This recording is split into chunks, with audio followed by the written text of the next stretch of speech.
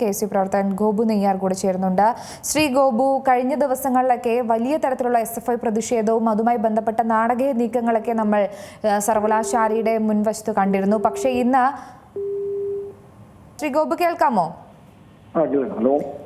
ഈ പറഞ്ഞതുപോലെ തന്നെ സർവകലാശാല ആസ്ഥാനത്ത് അതിനാടകീയമായ രംഗങ്ങൾ നമ്മൾ കഴിഞ്ഞ കുറച്ച് ദിവസങ്ങളായി കാണുകയാണ്. ഇതിൽ ബലിയാടാകുന്നത് സാധാരണ വിദ്യാർത്ഥികളാണ്.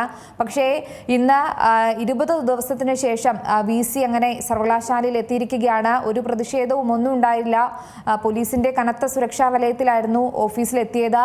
കുറേയധികം ചുമതലകളൊക്കെ നിർവഹിച്ചു എന്ന് അദ്ദേഹം തന്നെ പറയുന്നുണ്ട്.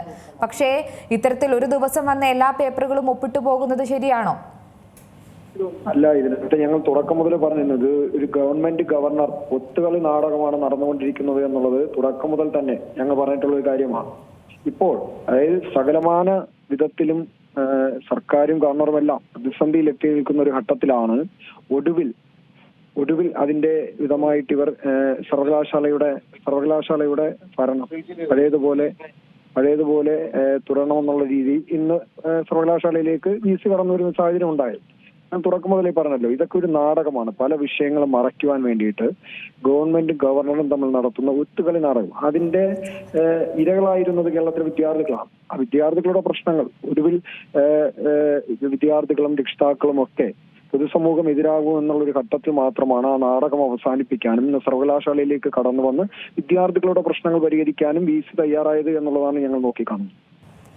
ഒരു കാര്യം കൂടെ, ഇന്ന് വിദ്യാർത്ഥി സംഘടനകളുടെ ഭാഗത്തുനിന്ന്, പ്രത്യേകിച്ച് SFIയുടെ ഭാഗത്തുനിന്ന് കഴിഞ്ഞ ദിവസങ്ങളിലൊക്കെ വലിയ ശക്തമായ ഒരു പോരാട്ടം തന്നെ നമ്മൾ കണ്ടിരുന്നു.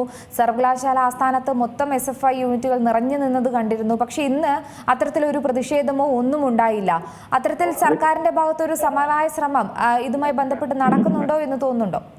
അല്ല, ഞങ്ങൾ പറഞ്ഞല്ലോ, കാരണം പല വിഷയങ്ങളൊന്നും വഴിതിരിച്ചുവിടാനുള്ള ഒരു ശ്രമമായിരുന്നു. ആ വിഷയങ്ങളെല്ലാം വഴിതിരിച്ചു വിട്ടതിന് ശേഷം സമരങ്ങളെല്ലാം അവസാനിപ്പിക്കുന്ന ഒരു സാഹചര്യം ഉണ്ടായത് ഇവർ നടത്തുന്ന നാടകമാണ്. ഗവർണർക്ക് അത് തുടർക്കഥയായിക്കൊണ്ടിരിക്കുമ്പോൾ ഈ മറ്റു വിഷയങ്ങളെല്ലാം വഴിതിരിച്ചു വിട്ടുകൊണ്ട് അതിൽ നിന്ന് ശ്രദ്ധ തിരിച്ചുവിടാനുള്ള ഒരു പോരാട്ടം മാത്രമായിരുന്നു. ആ പോരാട്ടം അവസാനിച്ചു. കാരണം മറ്റു വിഷയങ്ങളെല്ലാം വഴിതിരിച്ചുവിടാൻ ഇവരുടെ സമര നാടകത്തിന് സാധിച്ചിട്ടുണ്ട് എന്നുള്ളതാണ്. അത് മാറിയപ്പോൾ തന്നെ ഇവരുടെ സമരം അവസാനിക്കുകയാണ്. പഴയ സ്ഥിതിയിലേക്ക് മാറുന്ന ഒരു സാഹചര്യം ഉണ്ടാവുക.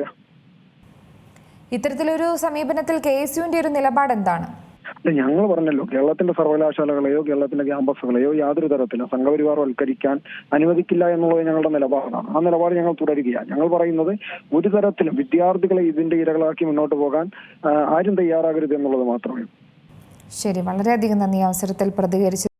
ഏറ്റവും പുതിയ വാർത്തകളും വിശേഷങ്ങളും വിരൽ തുമ്പിലറിയാൻ Zee മലയാളം ന്യൂസ് എല്ലാ ഡിജിറ്റൽ പ്ലാറ്റ്ഫോമുകളിലും ലഭ്യം.